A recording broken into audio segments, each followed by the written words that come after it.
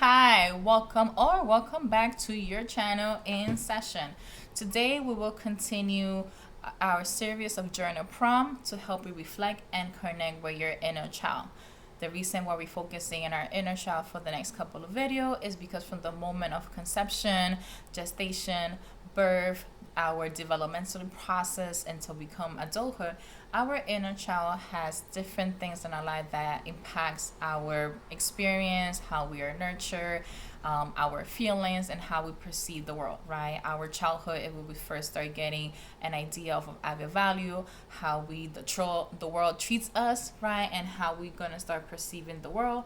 So again, the next couple of journal promise to help you connect with that and see where more inner child healing needs to happen so you could be or have a more fulfilled adult life as you're getting older. Okay, but before we continue, I'm G. I am your Dominican social worker, not your social worker, here to provide mental health tips to make mental health accessible to all people, predominantly focusing on Black women of the diaspora. Okay, so as the video started, the journal prompt for today is: what are some of the dream or wishes that you had when you are a kid? In our last video, we spoke about what some of the things that you like to do when you were a kid, right? Today, we're going to focus on more of that dream and wish aspect about inner child. And then the second prompt to this: how are you connecting to those wishes and dream right now as an adult, depending on the stage of your life that you are currently are when you are receiving this video? Okay, why are we talking about dream and wishes, right? During childhood, fantasy is a big aspect of who we are, right? We might be watching cartoon, movies, fantasy, right? Or just overall, this is a big time where imagination is free. The younger we are, right, our world is not fully set in stone as we become adult, right? Our imagination is fully active, and oftentimes if we're allowed to, this is when we get to experience more of that genuinely authentic self that we are, right? That make believe stage of our life, right, is really big, is bold, is creative, right? It's full of passion and desire. However, as time goes by, right, we start limiting ourselves. Responsibilities start dictating the things that we can and cannot do. Life happens. Gender roles, gender norms are starting to be socialized, and we started being conditioned with the things that we can do, the things we should do, and precisely also things that we cannot do for different reasons, right? Whether stress, whether our finance, whether physical limitation, whether just because they didn't feel safe. So as we start getting older, those dreams and wishes that we had become stagnant. Sometimes we might think they disappear. And I don't know if you ever had that feeling now as an older person in your life, you're already in your young adult, mid adult, even elder in age, that maybe you feel like something is missing. Yes, I have the job, I may go on vacation, I might have the family that I wanted, but sometimes maybe we feel that it's not fully fulfilled. That there's a part of us that we wish we could do more, or we feel restricted because we worry about being judged. We are worried about being perceived as silly or not mature enough. Again, so that theme of like conformity, being conformed to society, to the standards, to the chronological age responsibilities that we have to do. Okay, so again, the whole point of this couple of video is to literally pause, reflect back, so we tapping back into our inner child, and then bringing it forward so we could remember this, so we could maybe reignite that fire in us that when we were a kid, to remember things that we have forgotten and didn't know that were there. So then again, we could start living a more fulfilled life in those aspect of your. Okay, so grab a pen, pencil, your iPad, your phone, if you want to take the moment to journal as we go along, or just come back to this video and reflect during your own time. Okay, so let's start from there. What are a wish or wishes or dream that you had when you were a kid? What do you think those significant of the dream or wish that you have for? What were you hoping to accomplish when you were having this dream or wish when you were younger? Do you wish a dream for superpower? If so, why? And later I'll explain where that come from that is relevant. Do you wish to have a talent? Do you wish to have your own room or your own bed? What do you wish for when you were younger? When you had no one interrupting you, that you were left to your own devices? What do you dream? Was it a dream based on fantasy, based on a show or a movie that you used to watch? Was that an actual dream that you had when you were asleep and you remember having this dream that made you feel emboldened, empowered, energized? What was that like for you? And if you can, when do you stop dreaming this dream? If you stop dreaming this dream, if you have stopped wishing for this goal, when did it happen? Why do you think it happened?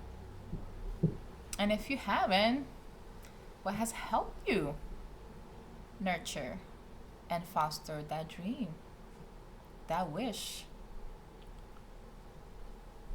What some challenges have you experienced as you're trying to achieve that goal or that dream? And I want us to focus that hopefully your dream is not just connected to labor. I know for many of us, having a stable job is a gateway to financial independence, to social mobility, and for a lot of us, yes, having a job has been necessary. So I'm not saying a dream has not been important, but again, I want to tap to that younger part of yourself that didn't have to labor. Okay, so this is before the time you had to work for money. For some of you, that had probably also started very early, okay, due to different circumstances. But right before, you had to start exchanging your time, your intelligence, your creativity for it to be monetized, right? Before that became a thing for survival. What were the things that you wish and you dream when you were younger? So take a moment, think, and reflect. What is that? What was that like for you? And as an adult, are you doing anything related to that thing that you dream or wish for? Okay. So as you're thinking and reflecting, I could share some of the dreams and goal that I had when I was younger. One of my dreams when I was younger, I wanted to be a performer, a singer, definitely a singer, an actress, a dancer. I truly, truly enjoy performing. I love doing it in a way that I was not conscious about it. I remember doing this in a way that didn't feel the judgmental of like, am I a good singer? It was not, am I in key? We're talking about literally feeling free, feeling that you could achieve anything. That it was you were the main star, right? This is the moment I want you to think you were the main star of this film. There was no penalties. There were no criticism. There were no negative Nancy. There was no one judging you, telling you couldn't do that thing. One of the thing again for me was singing. I used to love to sing and perform, and I dreamed to one day become an actress growing older. I wish I was gifted the talent for singing, because if I was, I would have auditioned for every show out there, right? But again, this is now before understanding our strength and weaknesses. Okay, so I'm not speaking from a talent component. I'm literally speaking from the thing that you did so freely as a child that almost felt magical to you to be in that world. Okay, dancing did that for me very well. Performing, So whenever I was younger in school and there was a school play, I made sure I was part of the school play because I was not thinking, am I good or bad? I was just like, I enjoy doing this and I'm going to do it. So when you're thinking and reflect, I want you to think about that activity that you did simply for the pleasure of doing it. Not because you were the best at it and if you were great, not because you were not good at it and you felt judged. It was just genuinely that part that brought you pleasure. What was that? Take a moment and write it down. Take a moment and notice the thoughts and feeling that is coming up from you as you are connecting with a part of yourself that feels genuinely free in a different unconscious way, right? Before the world and society tell you the yes or the no or the yes with fine prints and restriction, what is coming up for you? Do you feel that freedom and joy that you did when you first experiencing that? What do you wish for? So being a performer was a dream. But I think also in my fantasy world, I dream of having superpower. Again, this is a very normal stage of development with we're children to dream big and have imagination. I watch a lot of cartoon. My peers read talk about how Sailor Moon raised me, but non Sailor Moon, Thundercat was another cartoon that I used to watch a lot. And one of the characters there, Shitara, she was fast, so I wanted to be fast too. I wanted to be agile when it comes to physical fighting.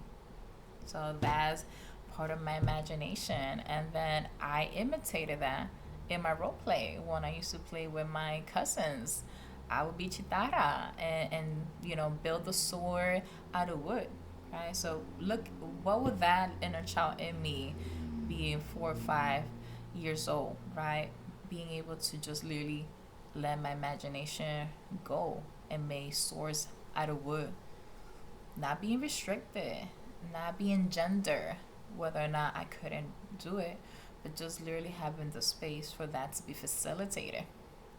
Or, again, in terms of that imagination, the power of flying. I always loved traveling. So, well, that's something that I'm doing now, but at that moment, I wanted to fly, have superpower hero. I thought I could make different plastic bag into a parachute and descend with it. Again, safety issue. Do not try this at home. I'm just talking about my journey and experience, about tapping into my inner child, the things that I dream and the things that I wish when I was a kid. What did I see myself, right? And I know I mentioned the part of labor, but we're not tapping there. But in terms of doing something that I thought I wanted to do, I also love science.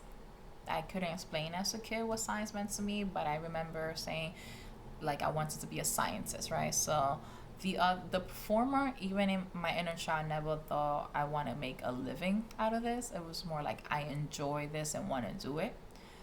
That idea of possible doing something as a labor force. I wanted to be a scientist. What kind? I don't know. But I love the idea of having a white coat and envision myself with goggles and those little test tube, mixing different chemicals.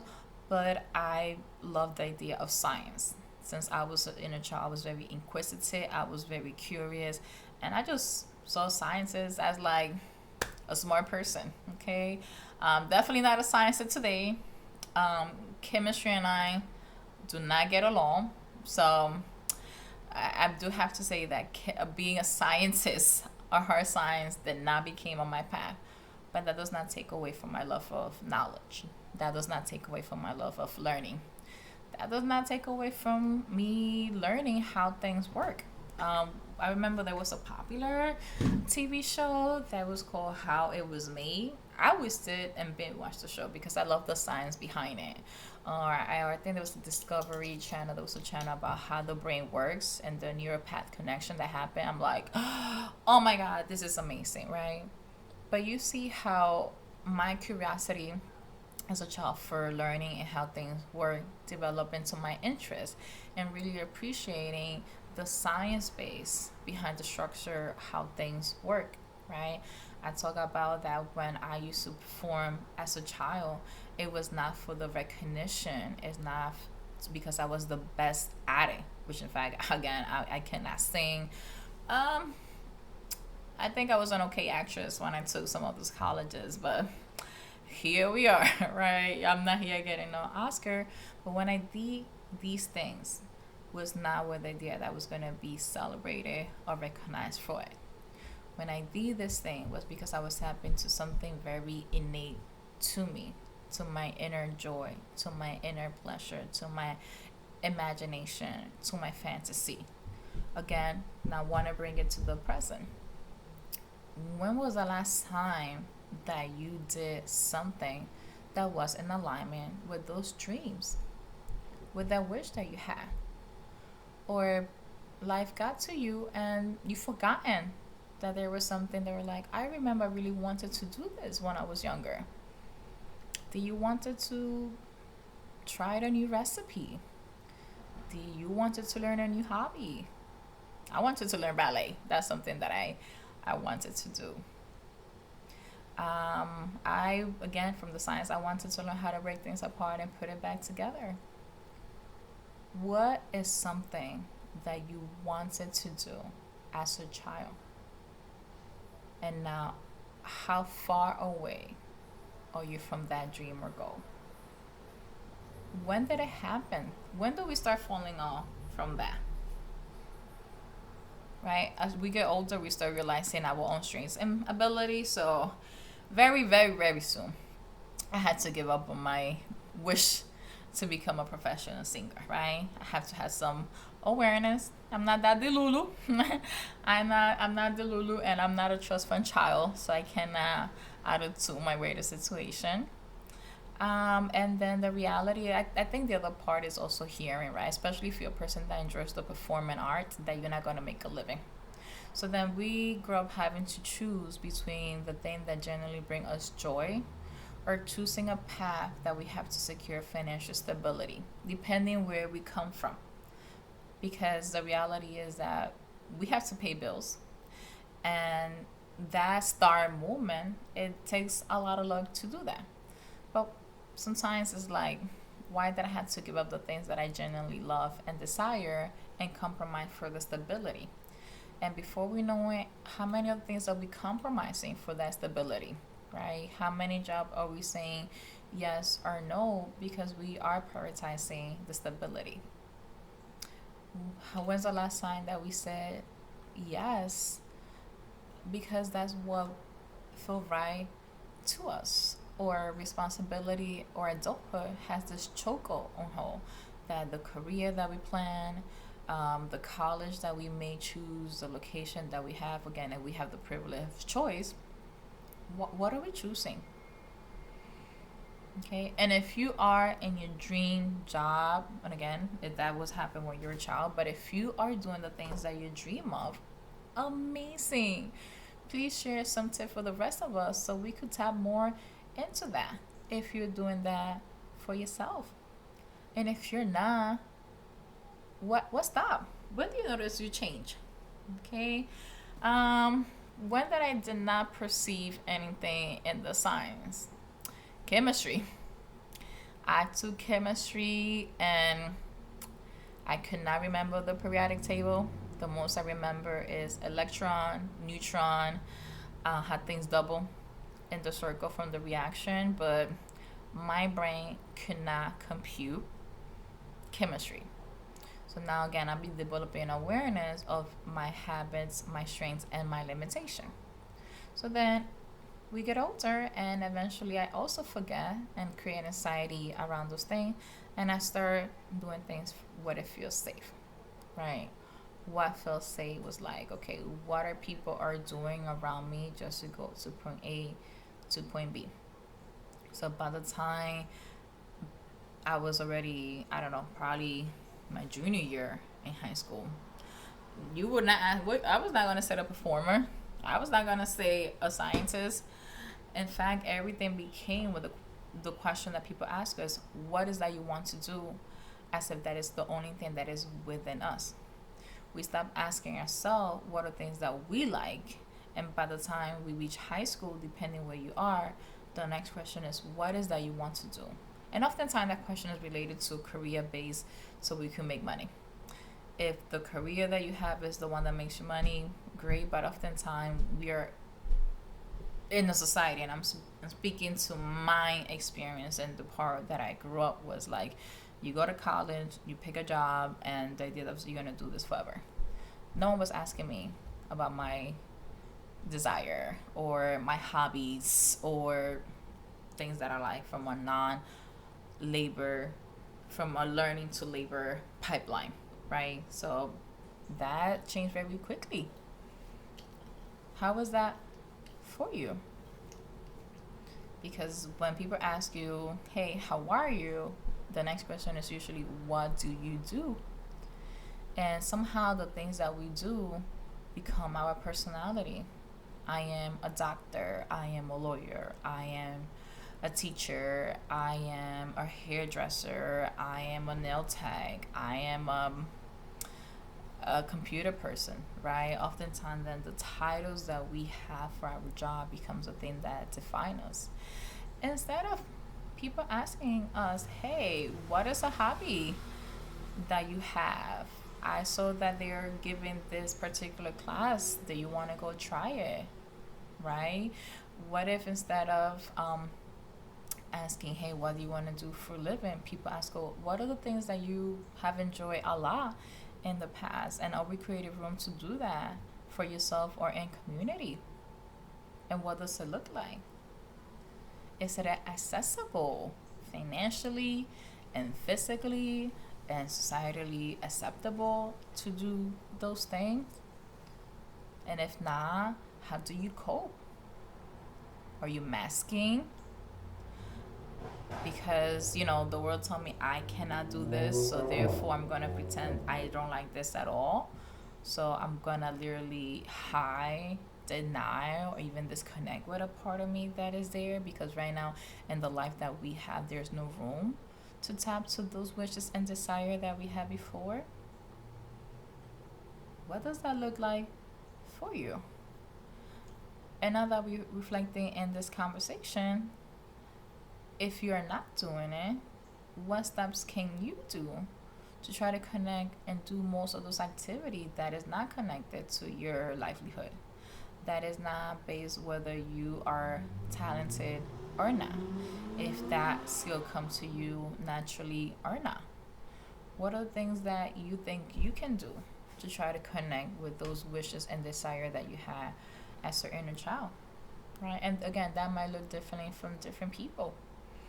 If maybe some people wanted to travel, where are you in that journey if it's accessible to you?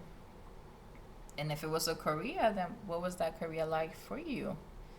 And how do you not make your career the only thing that defines you, but part of the things that give you depth, part of the things that give you your sense of purpose? What does that really looks like for you? Okay, so think about these questions and figure out what is that part of yourself, right, that you need to connect to your wish and dream as your inner child. What are you gonna do to tap into that? Well, some of the things that I have done as I got older, I wish I could do more. In college, in undergrad, I joined a dance team. So I was part of my school ballroom dance team. Was I good at it? It took me a minute. I love dancing, okay? But that was a different kind of dancing. So counting those steps to that beat, I appreciate my dance partner, very patient, and I appreciate all my other classmates that helped me break down all this thing, because now where I come from is I got my merengue, my salsa and bachata down pat, right? But now I'm doing things like tango, cha-cha-cha, rumba, foxtrot, the waltz, samba. I'm like, this is different, and also because it was a structure. So this was a structured dance, very 1, 2, 3 informal. But I was like, I could do this. I could do something that I like, and get credit for it. Sign me up. So I did that for 2 semesters. Similar, I took an acting class. I love performing. It was not an Oscar, moment, but I was like, put me in front of a stage, give me an audience, and I'm gonna give it my best. And in my brain, Beyonce should hire me. That's all I'm saying. But yeah. So this is some of the way that I'm trying to connect when I'm doing classes, Zumba classes in the park when they're available. Just my movement in there. Whenever my friends have karaoke, give me that mic. Give me that mic. In my house, I have no problem having my solo concert. I put my speakers on. I get an object to mimic a microphone, and I will give you the performance of a lifetime. And then for the learning component, I love watching documentaries that explain how things happen. Um, and I think Korea that translated. I'm not a medical doctor, but I am a mental health provider. And since undergrad, my learning has been about learning about the mind, about people, about culture, right? So when I was getting my undergrad, was on mental health. So I'm learning different developmental psychology, aging psychology. I'm taking sociology classes. I'm taking anthropology classes, right? So a lot of the social science are giving me insight on how and why things are happening, right? Then my bachelor is in psychology. My concentration is in sociology. I feel like I'm getting my resume. My minor is health and nutrition. So I just wanted to show that. Then through my learning, I try to incorporate that inner child curiosity that I love the science learning into learning as much as I could about the mind and the brain, right? So in my education, I was like, okay, teach me more. I love reading a good book that explains system. I love listening to podcasts. I love listening to other people that have the level of expertise. Like for me, there's no better feeling when I find somebody that's like an expert in whatever they are saying, and my brain is like connection, like psh, like fireworks. I love when my brain have like fireworks moment that I'm actually learning, because to me the best thing that can happen is to learn something. I don't care what it is, but if I learn something, oh my god, that is like chef kiss. So for me, finding ways to tap that curiosity, my learning, my understanding is something that I appreciate, and it's something that I'm trying to put on my inner child healing, right? Because again, I went from like, I'm free spirited, I'm gonna do these things, then life happening, different stressors started happening, different society changing started happening differently, even by default having to stay with different caregivers, right? Now that my environment, if you ever heard the nurture and nature debate that usually come in every typical psychology class, my environment was constantly changing and had to constantly adapt to that. And based on that adaptability, there was part of me that I had to put on pause, but like, I, this is not working, but I didn't have the language at the time to explain why it was not working, because again, just like me, then I'm focused on surviving. I'm focused on getting by. I'm focused on like not rocking the boat, because again, this is what we have to do. And before we know it, right? So our images, our values, our belief system start then becoming very limited, right? I'm not good at this, so therefore I might not do it. If it's not perfect, what's the point? I know I'm gonna make a mistake, so why even try? So then we start having our own limited beliefs about ourselves that enables, actually takes not yeah, that enables our almost powerless feeling, that then we become hopeless, and then we gotta go to work right? If you had to, again, if your experience was a college bound track, having to choose a major and be defined, that could have been stressful. What if you like multiple things, right? What if you were a person that should have been undecided, but now you had to pick a box? What if now your track is not college bound and everybody's telling you have to go to college, right? Because we all have different paths. What if that was your path, but you were limited on your resources, right? So, what part of our life have we settled out of survival, out of necessity, and now are you in a place of your life that you could allow moments, right, periods, to try to do some of the things that bring you absolutely joy, that liberation joy, that uncensored, maybe that's the word I'm looking for, that uncensored pleasure of just being you and human. Because what is the whole point of this channel is to tell you that you are worth it. You are deserving of that experience as much as you're deserving to be recognized and acknowledged for the labor that you do. And let's face it, many of us are probably in a labor position where you're not being recognized or even financially compensated for it. Let's also recognize that we live in a very classist society. So not all job are deemed worthy.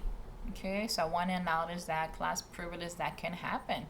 You have somebody in a different field where society deemed that not a good career, but what if that's the part that brings you joy?